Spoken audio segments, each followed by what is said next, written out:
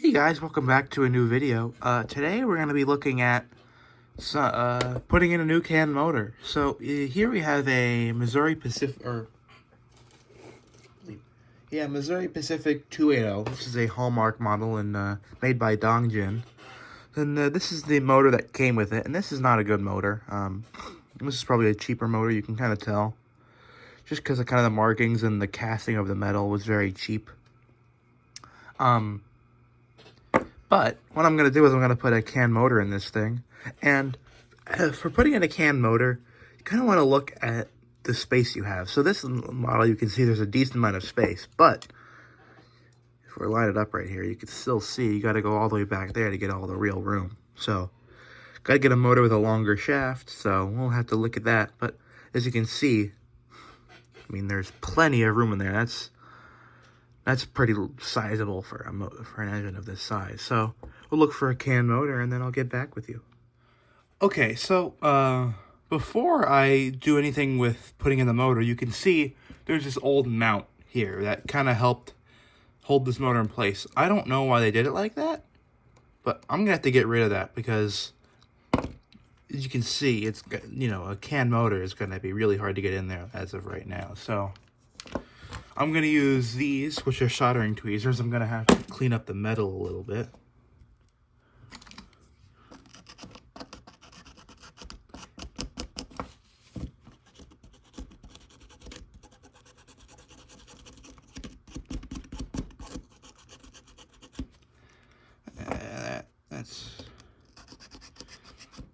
So when you're working with these Korean engines, early Korean engines, they're kind of a pain in the butt because you can kind of see there's a super thick coating. I kind of had to work a lot to wear through that. I mean, you could even see. So let's see if we can. There we go. Okay.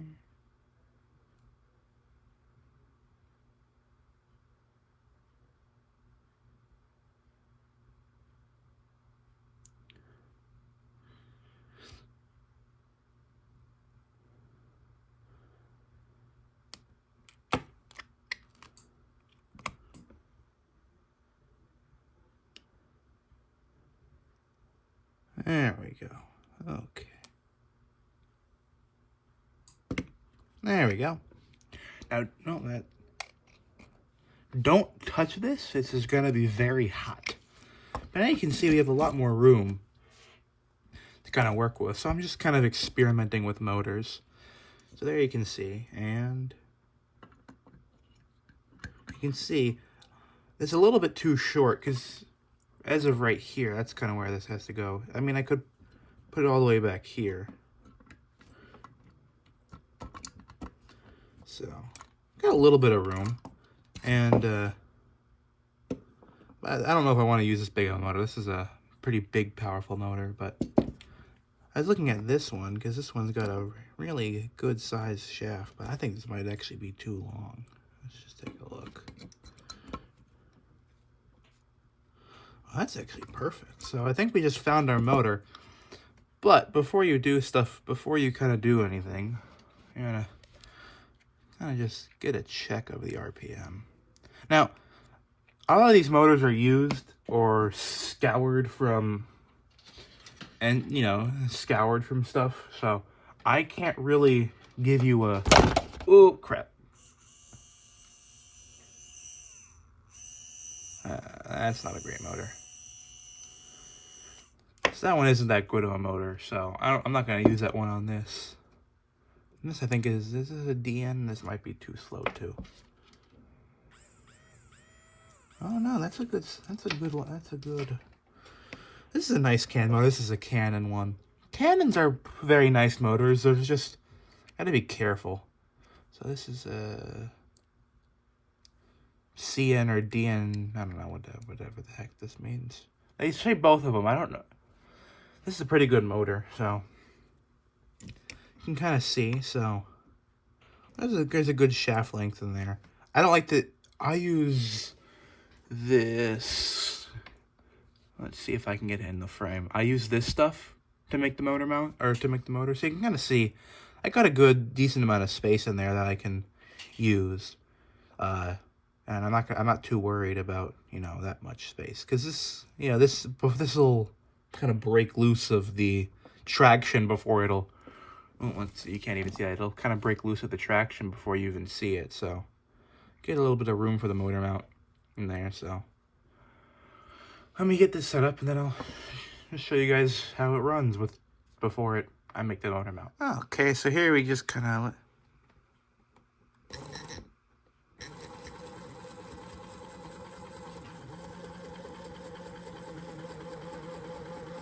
Okay, so that's a little wiggly, so...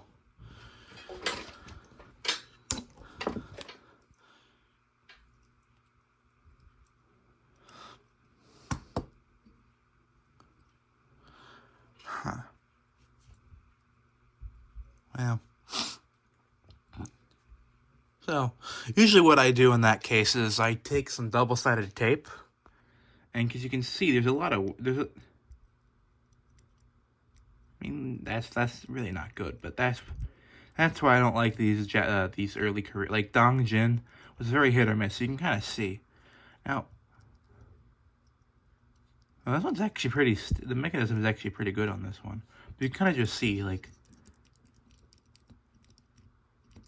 this. It's just, I mean, that's not good. You don't want that. So what I do is I stuff on either side. I stuff some, and then that kind of, or some double-sided tape, and that helps stick up so it doesn't, you know, wiggle around as much. Okay, so here's a little tool that I use a lot. So here you can see on this that you have certain kind of mounting holes. Now, for most regular motors, you'll have, you know, this will work. And actually, you can kind of see that, like, I could use either for this. So sometimes with these flat motors, you get enough space and you can put them like this, which, you know, I mean, it doesn't really matter what you do. Maybe if you don't have enough vertical room in the boiler, but you can see what this does for me is I have this here. So let's see, you can kind of see it's right about there.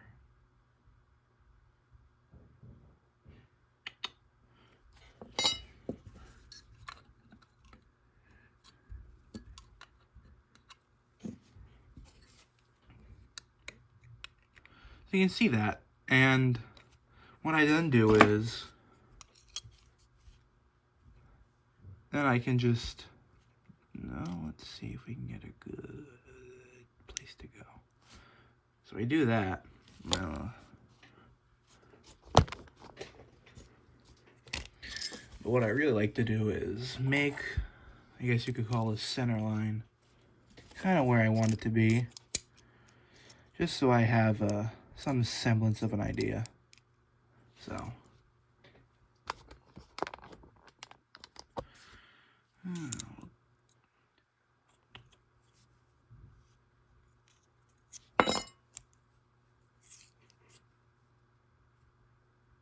actually, this piece isn't flat. So, this is by no means like, let's see, there you go. That's a lot better.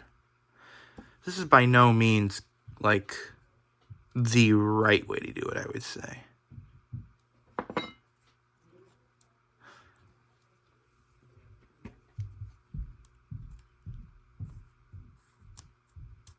There you go. And then I move from here. So I'll get back to you once I kind of get ready for all these holes. Okay, so now you can see I drilled out the holes. Or not I drilled out the holes, I punched out the holes so the drill will start. And then I'm using a number 46 drill on a miniature drill press that I will then drill out the holes. So I'll be back to you because it's a little noisy and this drill isn't the sharpest. Okay, so now here we have the thing. You can obviously see I did this hole too high, so I had to use the little circular file to, you know, trim it down a little bit. But now got it pretty good. Let's see. So now what I have to do is, to make this flat, I mean, I could just do it like this and screw it in, but that'll cause a lot of pressure on this right here. So what you have to do is you have to ream that hole out to basically bigger than this. So I'll get to that, and then maybe do a little time lapse of this one.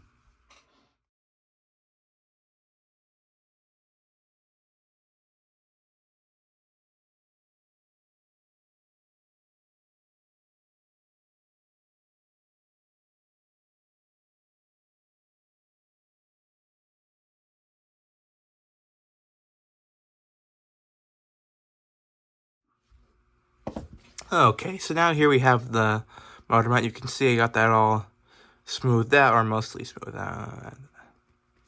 But because I got this smoothed out, I still have to do a little bit of trimming on the top to get that.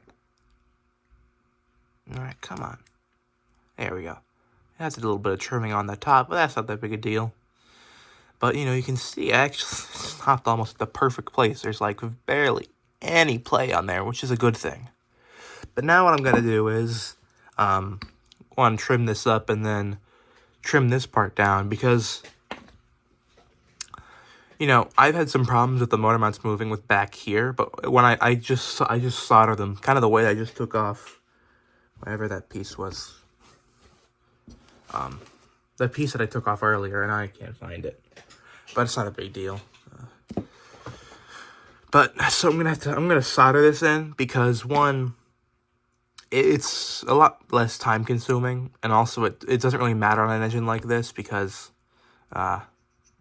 especially when you're painting something like this, because it's a lot easier to have something like this to hold on to paint, because you can just hold on to the top of this and you can carry this whole engine around to paint, because as you can see, this isn't painted yet. So once you have to paint it, it'll be a lot easier to just hold it by that, and then you don't have to worry about gripping onto any other places that you don't have to paint. Which is why I like doing that, because, you know, I mean, you could also screw it in. It's the same thing, but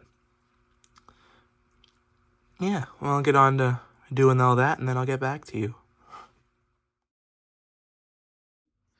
Okay, so now it took a little bit longer than I wished it would have, and it turned out a little, there's some places I'm not happy with, but that's neither here nor there. So now what I do to solder this is, what is this stuff? I don't remember the name. All-purpose liquid soldering flux. It's for what plumbers do, but it's pretty helpful with this choo-choo stuff. So right here I have really good high-quality low-melt solder that I use. So that stuff melts really well, combined with the flux. It's kind of just it just like glides. Kind of almost like looks like water, acts like water when it's super hot. So,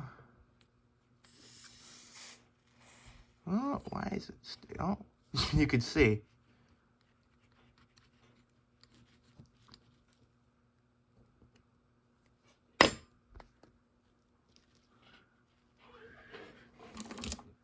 Gotta get a better way to hold this. There we go. Okay. You can just kind of see it, just kind of.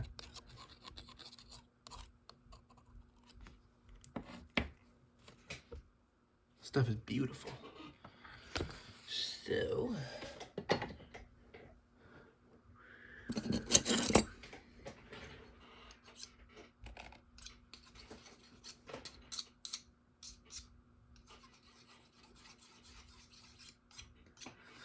So that's cooling down a little bit. We're gonna clean up this area where I'm gonna solder, so.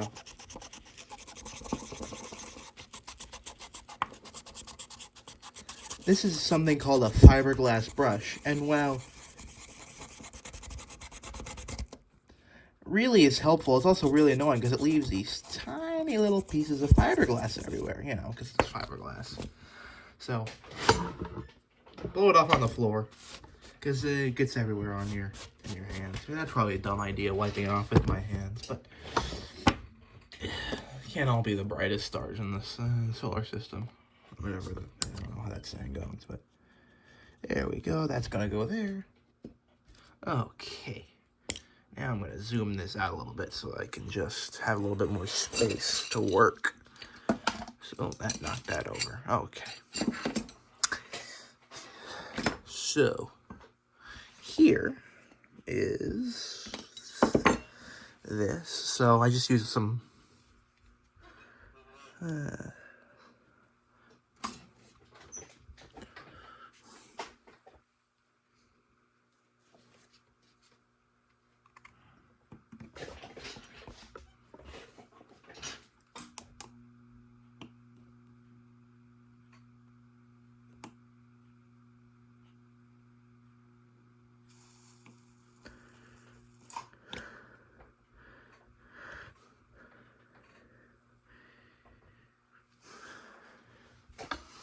okay, so I'm going to get back to you once I'm done, because just having this in here is getting in the way. Okay, so now here we have the motor mount soldered on, and you can kind of just see, I mean, that's not it coming off. So,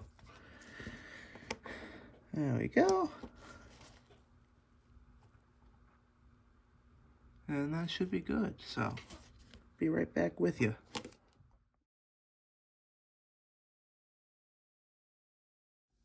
Okay, so it's been probably about an hour since I filmed something. So what happened is when I went to go do all this thing properly, this Dongjin soldering was not very good. So this stuff was actually loose when I realized it was loose. And then you can see these little valve gear parts. These were loose on both sides, so I had to resolder those, and you can kind of see all this little stuff burned off. But now it runs pretty well. But the problem is these are very sloppy, so there's a lot of upward motion on this. So I'm not doing a decoder on this one for the person I'm doing it for, but you know, just did some nice wiring, and then I'll show you guys how it runs. Okay, so here we have the locomotive, and as you can see, I'm in a different area. The other workbench was not mine, but this one is my work area. So, without further ado, we'll just give it a little test here without the body on, just to make sure it runs well.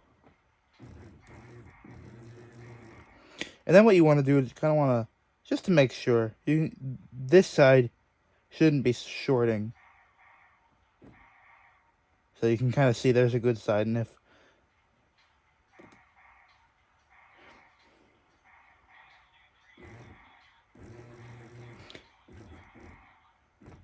yeah, it shouldn't be shorting. So we're all good here. I don't know why. So now I'll put the body on, and then I'll show you guys it running around the layout. So the model's going. This track is pretty dirty, and I haven't really had time to clean it, because I tried cleaning it a little bit, but it didn't really work, so. But you can see it runs very nicely. It has pretty minimal pickup, but you know, this thing hasn't been run in a while. But oh, that was, but yeah, my track is pretty dirty through here. That's why it's a little jerky. But yeah, I hope you guys enjoyed this, and I hope it was informative. If you have any questions, do let me know down in the comments. But that's about it for this video, and I hope you guys, I'll see you guys in the next one.